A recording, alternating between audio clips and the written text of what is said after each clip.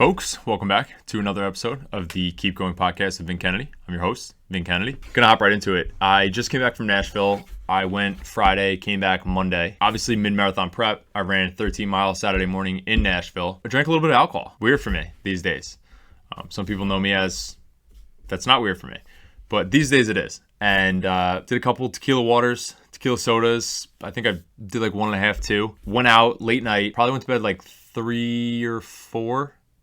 And my body's not used to that. I'm tucked in, I don't even know, 9. I would say 10. 10 most nights, 10, 11, like 11 latest. Body really wasn't used to that. Woke up Saturday morning, ran 13 miles. Absolute struggle bus. The last 2 miles was also pretty hot. A lot of hills. I ended up just kind of finding my way into downtown Nashville. Our Airbnb was like probably like 4 or 5 miles out. So kind of just found my way and then just battled hills the whole time. Really, really nice run though. Just that last mile, I was on the struggle bus and I felt really dehydrated.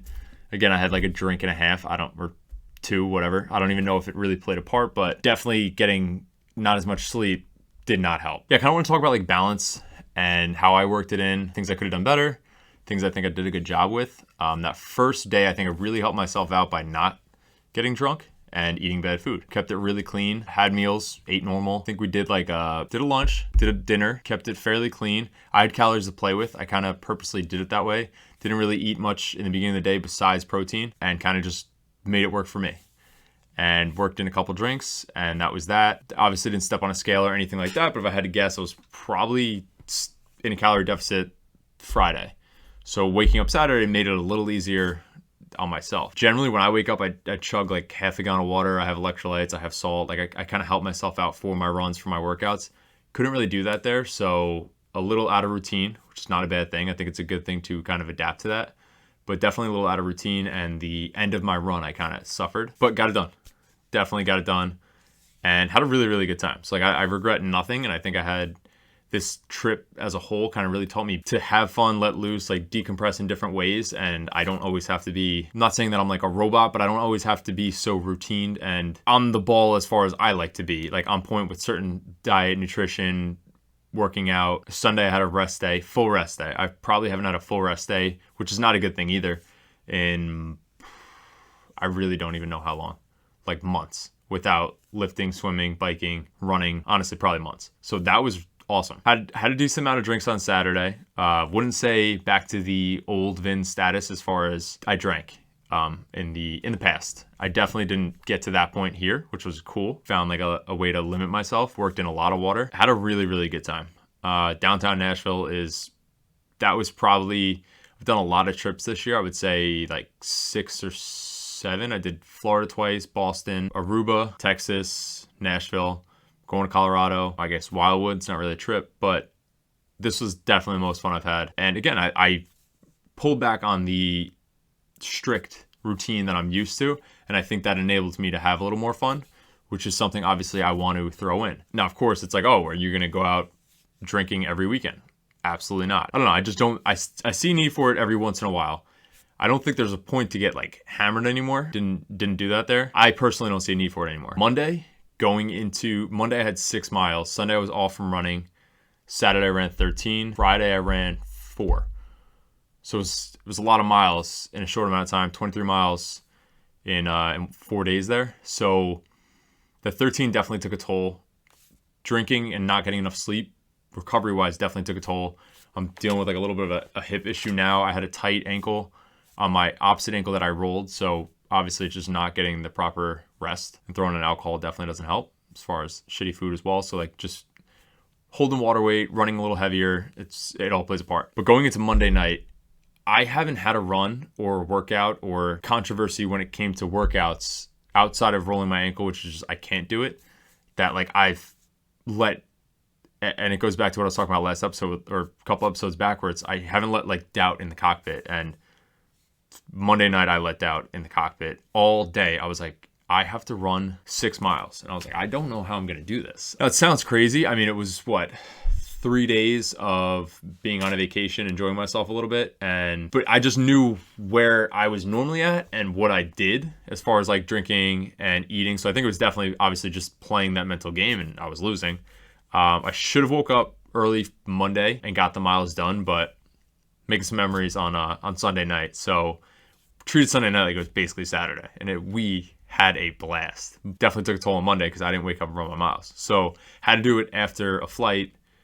My ankles definitely bother me coming off drinking. Haven't drank in a really long time. I go to the gym for some reason. I'm like, oh, I'll just lift because I'll be too tired to lift after.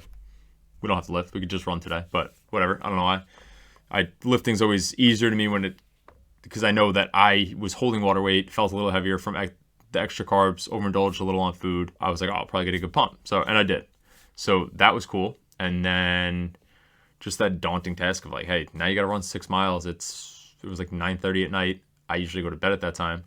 You just came off of a bunch of nights with no sleep. Even the night before that, I think I got 4 hours, 5 hours sleep. Decided to take my talents to the treadmill. And absolutely never doing that again. And I was dying as far as just mentally. I was like, this sucks. I don't want to do this. So I cut it there, which also was a bad move because once you get the momentum going, you should just continue. I was slipping.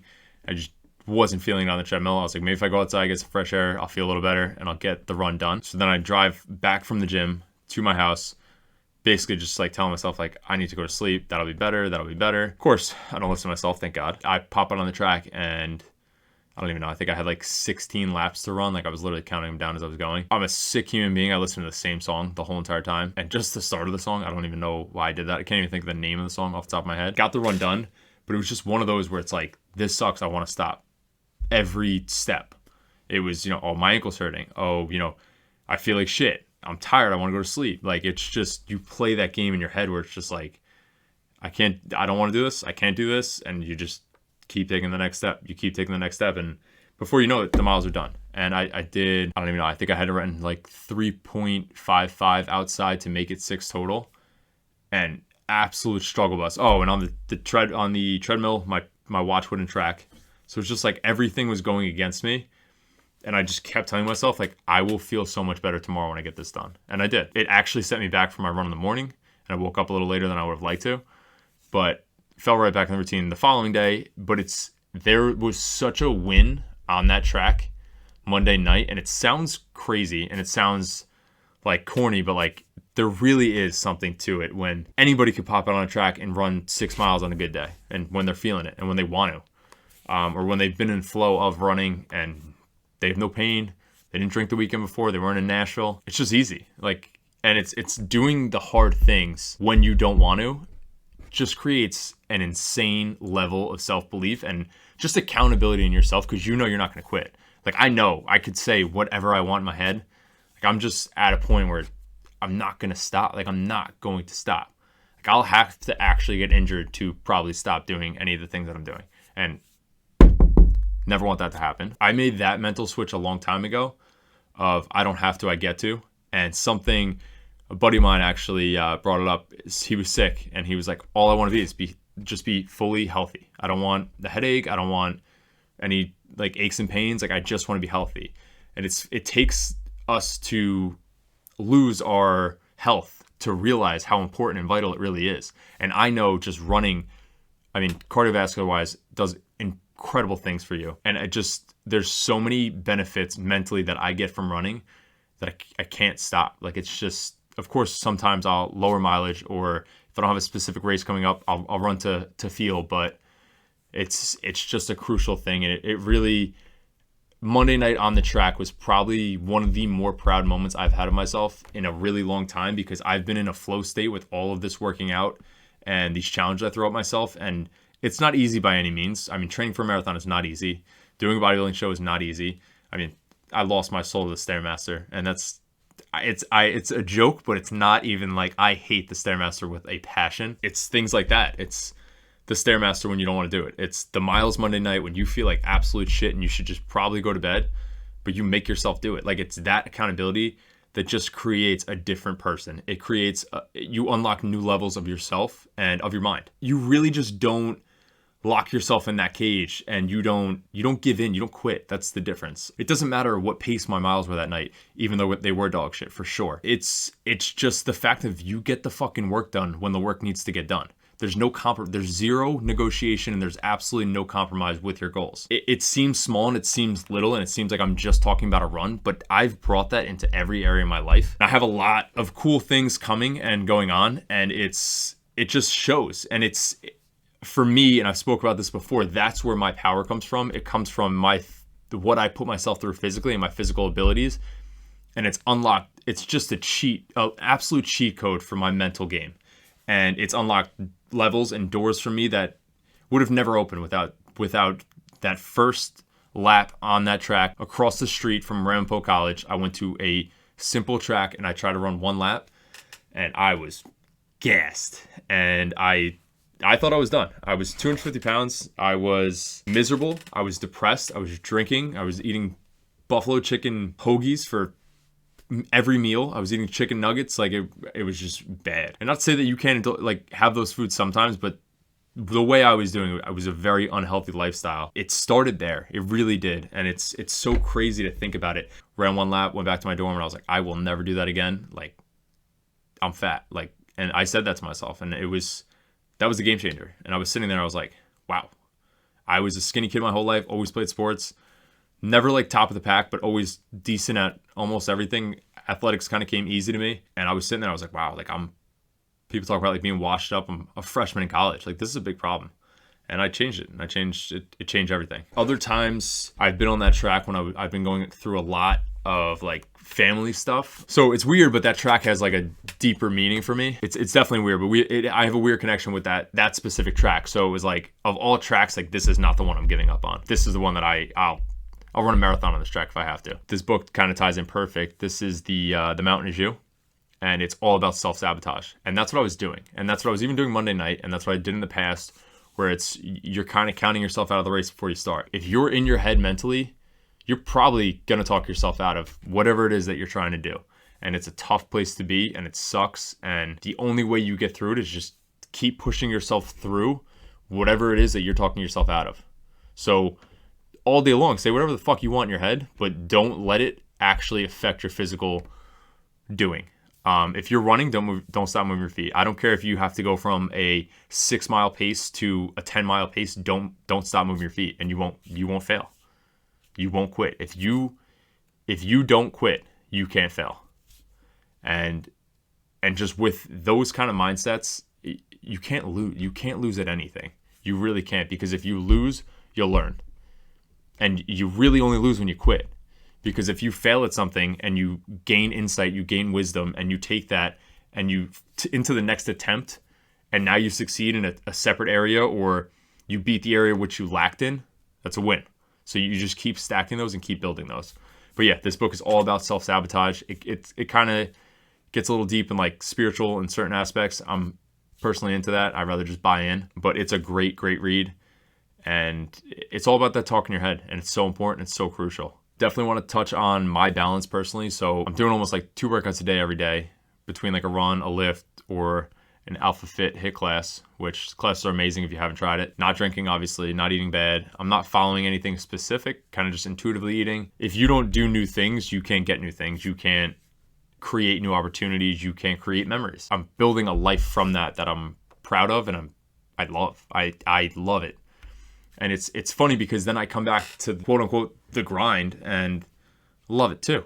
I come back to, listen, first couple of days didn't want to get my runs in just because I was feeling a little heavy.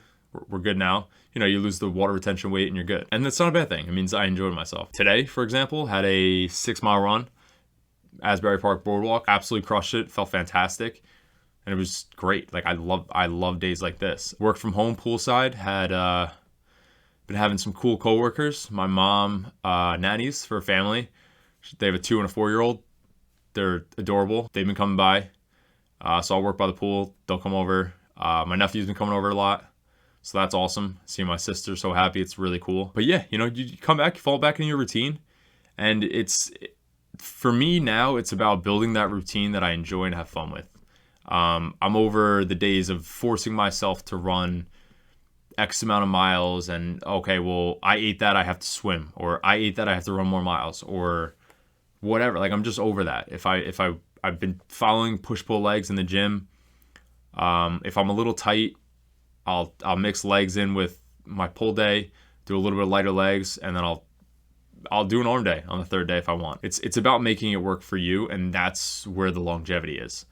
But yeah, honestly, the point of that is just to find your balance, and that's something that I've really struggled with, and I feel like a lot of people struggle with, because it's so easy to tilt so far to one side as far as fitness and being like a health junkie, and then the other side where it's, you're like a weekend warrior and you're going out every weekend and getting fucked up.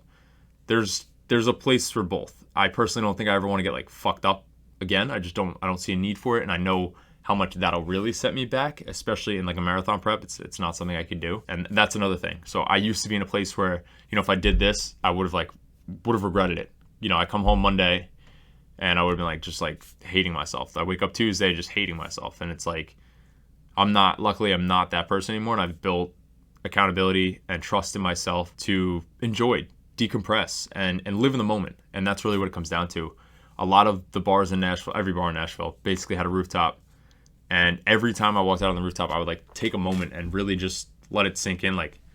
You're a rooftop bar in Nashville. Life's not bad. Life is definitely not bad. It was so dope. Any little tidbit that people could take away as far as, maybe they've been really grinding in the gym and they haven't given themselves time to decompress, take a day off. Go have a drink with your friends. You don't have to get blacked out. You can have a couple drinks, go have a cheeseburger. It's not going to kill you. I personally do know that eating very clean most of the time, mentally feel sharper.